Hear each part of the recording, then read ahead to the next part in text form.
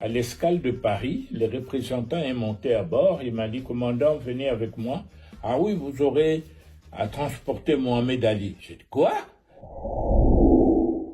Je m'appelle Simon Diassodois. Je suis né à Léopoldville, actuellement Kinshasa, le 14 novembre 1942. À l'époque, le Congo était une colonie belge et donc je suis né pendant la colonisation. Tout le monde savait ce qu'il pouvait faire, ce qu'il ne pouvait pas faire. Tout ce que moi je me rappelle, c'est qu'à partir de 17h30 ou 18h à l'époque, tout ce qui n'était pas blanc devait quitter la ville blanche pour rejoindre la cité indigène, sauf les quelques Congolais qui étaient spécialement autorisés à rester. Tous les Congolais savaient qu'à 18h, ils devaient quitter. S'ils se faisaient attraper, ils risquaient même la prison.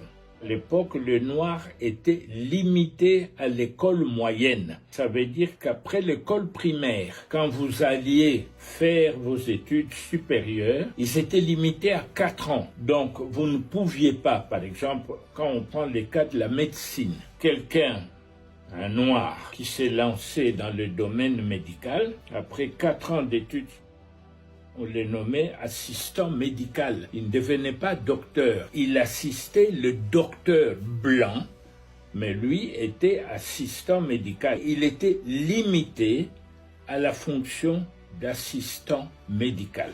C'était fait exprès. Dans beaucoup de domaines, c'était pas seulement spécifique à ça. C'est quoi le but? Mais pour séparer les communautés, montrer que le blanc pouvait faire ça et que les autres étaient limités à cela. Je me rappelle quand j'étais en 6e primaire à Sainte-Anne, nous avons reçu la visite des inspecteurs qui venaient de la métropole, tous de Belges. Ils nous ont réunis dans une grande salle et qui ont commencé à nous poser des questions sur ce que nous voulions faire. Plus tard, ils nous ont donné des petits bouts de papier avec un bic, chacun devait écrire ce qu'il voulait. Et moi j'ai dit, je veux être pilote. Et puis les inspecteurs ont ramassé tous les papiers, ils ont commencé à discuter entre eux, et puis sont adressés à la salle. Monsieur Untel, vous souhaitez ceci, vous souhaitez cela. Ils arrivent chez moi. Monsieur Diassodois, je dis oui. Vous voulez devenir pilote? J'ai dit oui, mais c'est pas un métier pour les Congolais, monsieur. Alors, j'ai regardé les inspecteurs, je leur ai dit, je deviendrai pilote. Aucun d'eux ne l'a cru. Il y a eu un éclat de rire général dans la salle. Grâce aux libéraux belges qui ont fait changer les lois en Belgique, la répercussion de ces lois sur la colonie a porté ses fruits. Ils ont permis maintenant aux Noirs de faire 6 ans d'études secondaires. Grâce aux Athénées, et c'était une révolution à l'époque. Les Noirs pouvaient aller jusqu'à terminer les humanités, les 6 ans, qui leur permettaient d'aller plus haut. D'ailleurs, à l'époque, certains Noirs avaient été dotés d'un statut d'évolué, comme on les appelait à l'époque, donc on pouvait les comparer aux Blancs, mais tant qu'ils étaient dans la colonie, ils devaient considérer les Blancs comme leur chef, leur supérieur, alors qu'on leur autorisait à rester à la Cité Blanche passé 18 heures, mais ils étaient une toute petite minorité. À l'époque, il n'y avait aucun couple mixte autorisé à vivre au Congo. On a eu l'indépendance le 30 juin 60 et en 61, on crée Air Congo. Et là, je vois que la nouvelle compagnie cherchait des candidats pilotes qui devaient être envoyés en formation en Europe. Et sans rien dire à mes parents, je me suis présenté, on m'a fait passer des tests et tout. J'ai été retenu, mais on m'a donné comme condition que tu termines ton année, ta dernière année d'humanité en Belgique. Et c'est comme ça qu'en 61, je me retrouve à l'Athénée de Neuchâteau où j'ai fait ma dernière année d'humanité et de là, j'ai été à Liège où on m'a demandé de passer une année spéciale en maths et en physique. Donc, on m'a pris, moi et mon collègue Ilunga, on nous a envoyés à Liège, puis nous nous sommes présentés à l'école d'aviation civile où nous avons été retenus et nous avons suivi notre formation comme pilote d'avion. J'ai voulu devenir pilote et je suis devenu le pilote que j'ai voulu être. Et c'était en 74. Je faisais un vol régulier. Je devais faire ce jour-là Bruxelles-Paris, Paris-Kinshasa. Donc moi, dans le cadre de mes activités de pilote de ligne, j'avais à faire ce vol-là. L'avion était bourré, on a beaucoup de passagers. À l'escale de Paris, le représentant est monté à bord. Il m'a dit, commandant, venez avec moi. Vous pouvez prendre 2, 3, 4 membres d'équipage, vous me suivez. J'ai dit, mais ah oui, vous aurez à transporter Mohamed Ali. J'ai dit, quoi? Il dit, oui, Mohamed Ali est arrivé à Paris, donc vous allez l'amener à Kinshasa pour son combat avec Foreman. J'ai dit, ok, j'ai choisi 2, 3 gars de mon équipage. On sort de l'avion, il y avait une salle là, je vois plein de monde autour d'un monsieur qui faisait un genre de show là au milieu. Et on m'amène devant Mohamed Ali, on me présente et tout. Alors les gars se retournent vers moi et disent, ah, c'est vous qui allez me piloter Oui, c'est nous. Mais il dit, oh, mais c'est extraordinaire. Alors il a commencé à politiser l'affaire. Je l'ai entendu dire, chez nous aux États-Unis, ce genre de choses n'existaient pas. Quand on nous parle de noirs, c'est souvent Tarzan, des conneries comme ça, mais jamais je n'ai vu des gens comme vous, pilote. Alors, dans ma tête, ça fait clic. Je me suis dit, tiens, la réglementation compagnie nous interdit pendant l'exercice de notre fonction de discuter politique ni religion. C'était interdit. Ayant pensé à ça, je me suis dit, bon, Mohamed Ali, merci, écoute, nous avons le vol à préparer, on se voit à bord. Alors à tout à l'heure, et on retourne préparer le vol, et puis après, on commence l'embarquement. Et le représentant vient et me dit, écoutez, acceptez-vous de prendre Mohamed Ali dans le cockpit? J'ai dit, bah, moi ça me dérange pas, s'il le veut, avec plaisir. Ok, il dit, il est là, et je me tourne, je vois Mohamed Ali, je lui dis, sois le bienvenu à bord, mettez-vous sur les sièges derrière moi et mettez la ceinture. Et je vois les gars qui changent de couleur. Oh.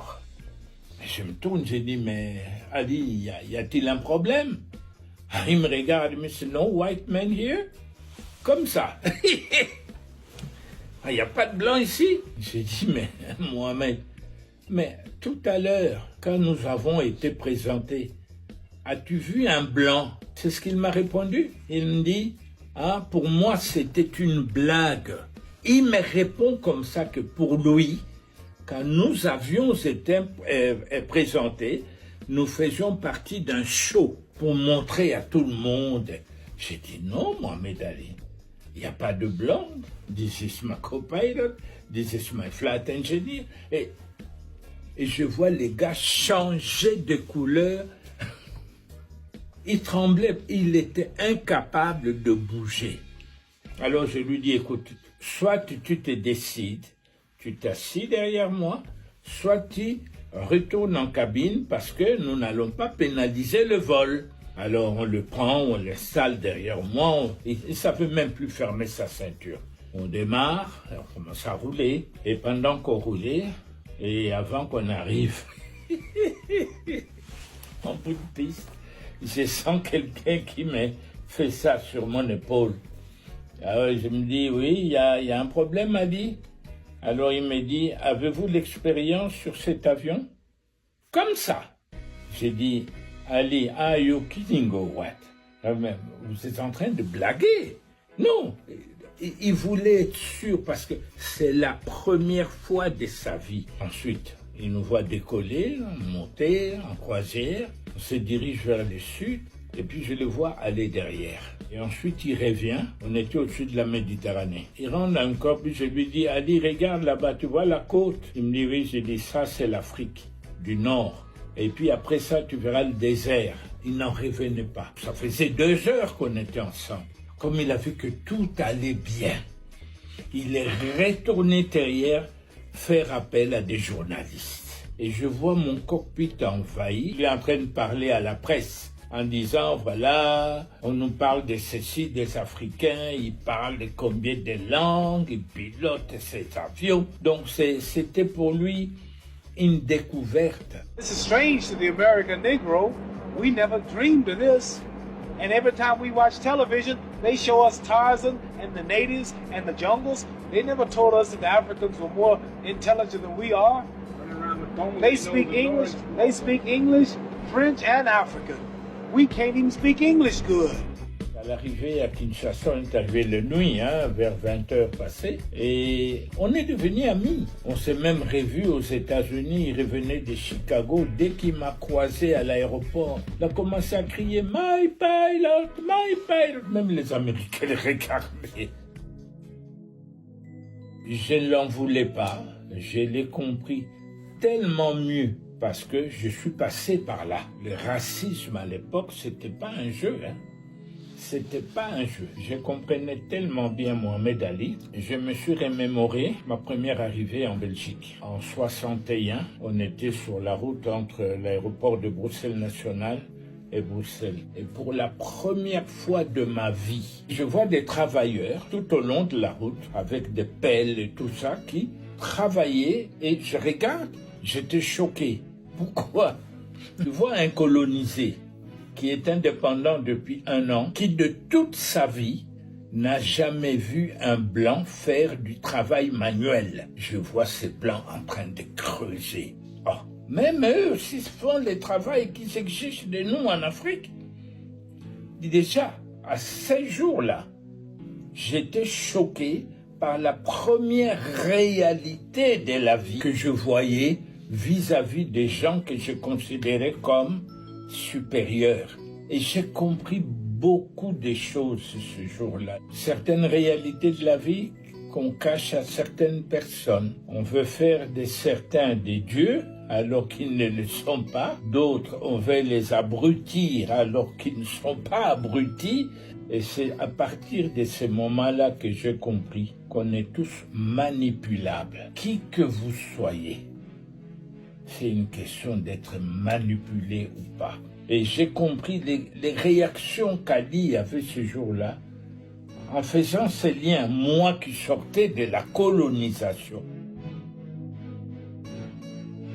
Papa n'a pas fait des grandes études, il savait à peine lire et écrire, mais ce qu'il a inculqué dans ma tête, c'est quelque chose d'exceptionnel. Ce n'est pas le fait d'avoir 5-10 diplômes d'université qui fait de nous des gens exceptionnels. Si tu n'as pas la sagesse, tu ne vaux rien, tu n'es rien. Et j'ai jamais oublié ce conseil qui m'a servi jusqu'à aujourd'hui.